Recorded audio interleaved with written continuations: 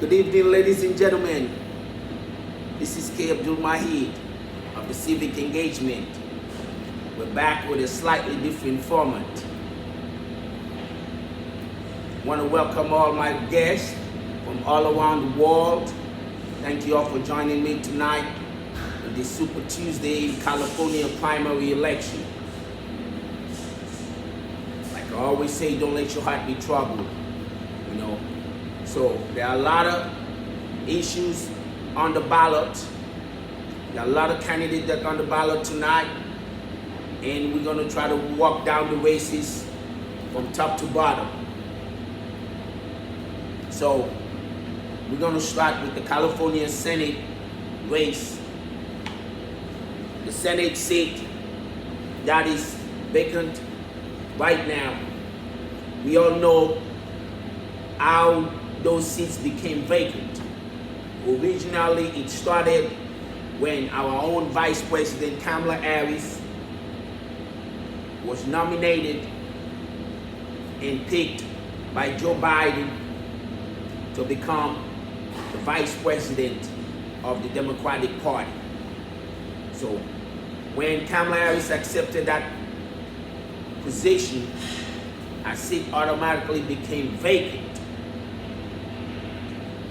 There was a struggle between the Democratic Party for Kamala Harris' seat to be replaced by another black woman. But our governor, Gavin Newsom, in his infinite wisdom, decided to appoint somebody different.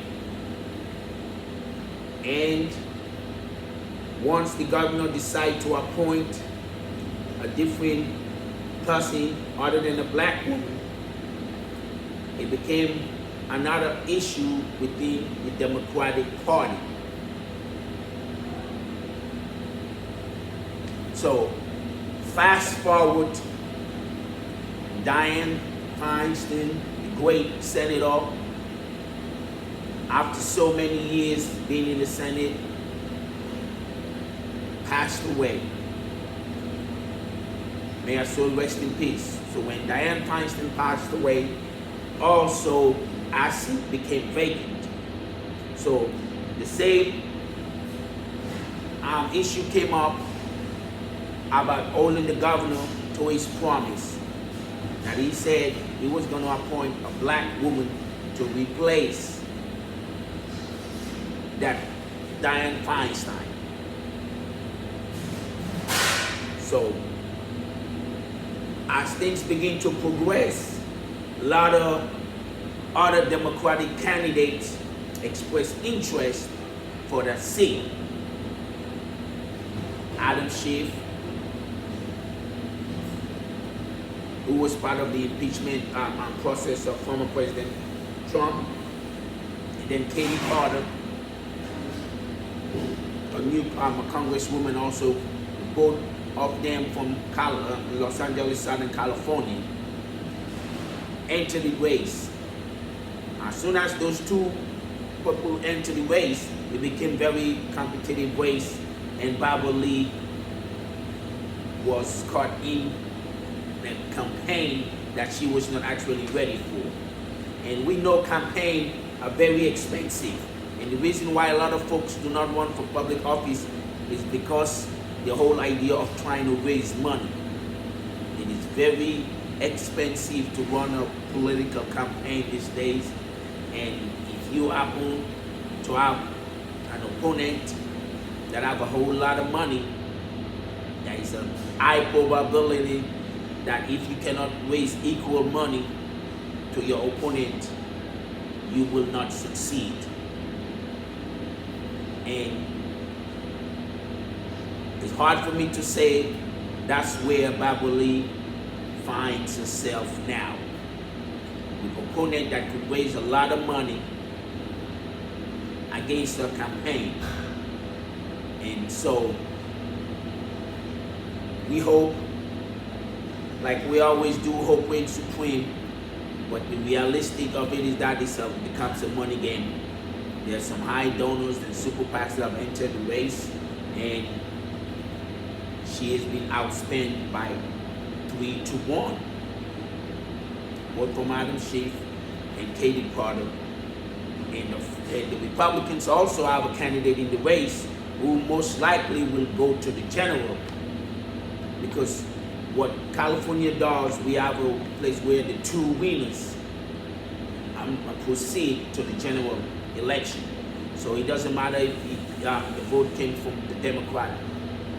If it's the two winners of the race, they both project and go on to the general election for the seat. So that's where we found ourselves with Barbara Lee in a Senate seat and Oprah in Supreme. So because Barbara Lee is decided to run for the Senate, hence our seat became vacant. Barbara Lee's seat became vacant, and there's a leading candidate in that seat by the name Latifah Simon, a dear friend of mine. And when she first announced that she was going to join this race, I was so ecstatic, and I sent out the first tweet just talking about her bio and all the work that she has done. So there is a high likelihood, high probability that she will move on as one of the leading contenders to the general election in November. Latifah Simons, if she do that, then we will definitely need her in Congress, because she's a very good advocate for the community, a former board director, and she's been in so many other capacities. And so that's where we are with the congressional seat. And then we come to the Alameda County Board of Supervisors. So the Alameda County Board of Supervisors seats has created a path where the entire board could change with this election outcome. First, it started with the news of the great Kit Carson that he was going to retire from his seat and he would no longer run another term as a board of supervisor for Alameda County. Because of that announcement, the seat became open for election, and there are a couple of candidates were put forth. Nikki Fortuna Bass, who's currently in the Oakland City Council. My good friend Ben Bartlett, who's also at the Berkeley City Council. And John, who's also a resident, and a couple of other folks.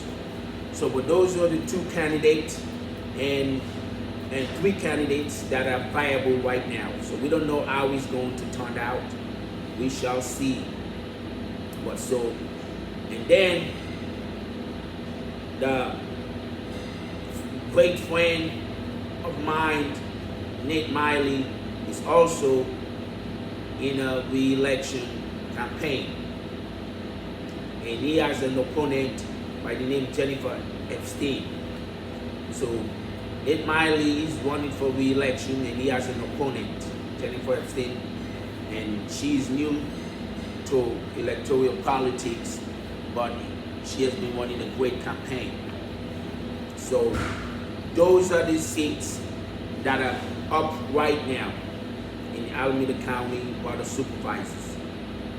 And we all know the elephant in the room is the recall. The recall of the Alameda County DA Pamela Price.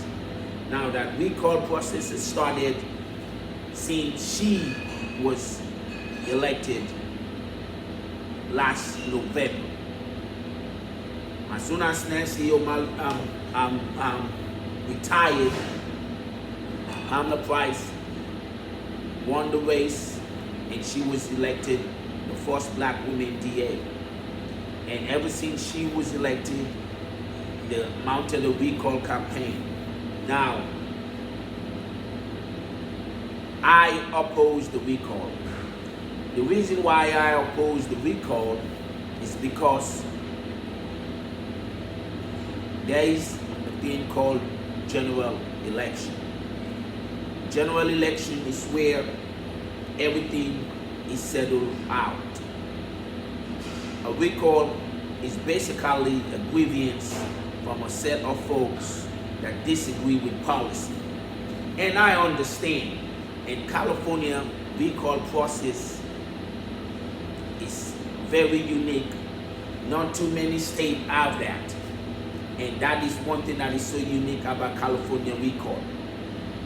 And so the campaign to oust Pamela Price and spent over $2.2 million. And they had gathered enough signature to start the process. So I'm going to break down the recall process for you all so you could know exactly how this works. So California recall process is a 10-step. It's a 10-step process. The steps include the preliminary steps, which is basically the idea that we're going to recall a candidate. And they prepare the recall petition, determine the number of signatures required, you circulate the recall petition, filing of petition deadline, examination by the election officials, which is actually they just did last night. That's what the big announcement was. And now we are at the last 4 phases, which is the examination of the petition by the proponent, we will be Pamela Price, to determine if those ballots were valid from our point of view. And then once that process is settled, the registrar of voters will issue a notice of recall election, which is basically to determine the date through in conjunction with the Board of Supervisors. And then a recall election will take place. And then once the recall election takes place, the result will determine what it is. So it's a simple question. Should Pamela Price be recalled from the office of Alameda County District Attorney? It's either yes or no. That's it. There's no in between. And that's why it's a special election. So that's the recall process. And there was some issue with the amount of votes, signature that are needed, and the time that it takes to verify those signatures. And there is a ballot measure in Alameda County that speaks to that. So there are a lot of moving parts right now that are happening. So, you know, like I say, I mean, I'm disappointed because at some point it's a policy differences how you go about. But again, that's what general elections are for. You give someone enough time to carry out their time, and once the voters and public opinion have changed, that will determine how the election goes. So it is early right now on this Super Tuesday. I'm going to try to crisscross some other election event tonight. I just want to give the update that if you have not voted yet, it's not too late to go out and vote. Super Tuesday. This is your boy K. Abdul-Mahid of Civic Engagement. We'll break down some key analysis later on. We know the general election is going to be in November, and that's going to be a great turnout. It seems like it's a matchup that's set up between Joe Biden and Donald Trump. Because the reason why I say that, because the Supreme Court just cleared Donald Trump with a decision that came out that basically say that state do not have the power to take somebody off the ballot for federal office. So Supreme Court just pointed back, take it to Congress.